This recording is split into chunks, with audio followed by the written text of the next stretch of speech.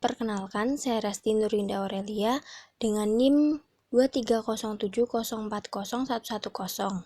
Krisis ekonomi menunjukkan bahwa mekanisme pasar tidak selalu mampu menstabilkan perekonomian. Oleh karena itu, dalam video ini akan dibahas teori Keynesian sebagai bagian dari sejarah pemikiran ekonomi dan relevansinya dalam mengatasi kestabilan ekonomi. Dimulai dari latar belakang, teori Keynesian muncul sebagai respon terhadap kondisi krisis ekonomi dunia, khususnya depresi besar pada tahun 1930-an. Pada masa tersebut, tingkat pengangguran sangat tinggi dan perekonomian mengalami stagnasi.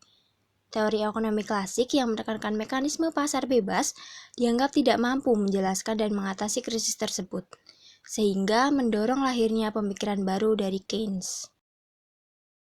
Nah, tokoh utama dari teori ini adalah John Maynard Keynes, seorang ekonom asal Inggris. Ia memperkenalkan gagasannya melalui karya terkenal berjudul The General Theory of Employment, Interest, and Money.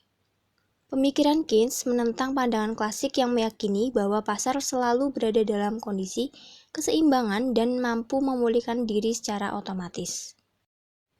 Gagasan utama dari teori Keynesian adalah bahwa tingkat output dan kesempatan kerja dalam suatu perekonomian sangat ditentukan oleh permintaan agregat. Keynes berpendapat bahwa perekonomian dapat berada dalam kondisi pengangguran jangka panjang karena permintaan yang tidak mencukupi. Oleh karena itu, pasar tidak selalu efisien dan membutuhkan intervensi tertentu. Lalu, menurut teori Keynesian, pemerintah memiliki peran penting dalam menstabilkan perekonomian.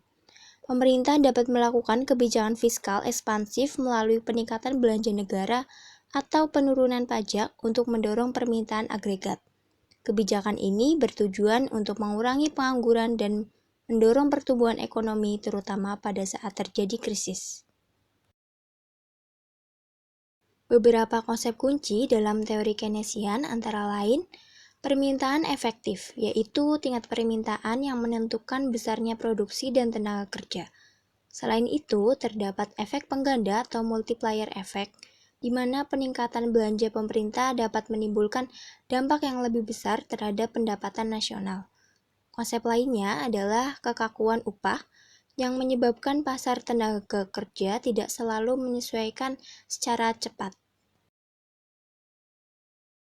Teori Keynesian hingga saat ini masih relevan dan banyak diterapkan dalam kebijakan ekonomi modern. Pemerintah di berbagai negara menggunakan pendekatan Keynesian, terutama dalam menghadapi krisis ekonomi melalui program stimulus fiskal untuk menjaga stabilitas ekonomi dan mengurangi dampak resesi. Jadi, kesimpulannya, teori Keynesian memberikan pandangan bahwa perekonomian tidak selalu dapat berjalan stabil tanpa campur tangan pemerintah. Dengan menekankan pentingnya permintaan agregat dan kebijakan fiskal, teori ini menjadi salah satu landasan utama dalam perumusan kebijakan ekonomi hingga saat ini. Demikian penjelasan mengenai teori Keynesian dalam sejarah pemikiran ekonomi. Wassalamualaikum warahmatullahi wabarakatuh. Terima kasih.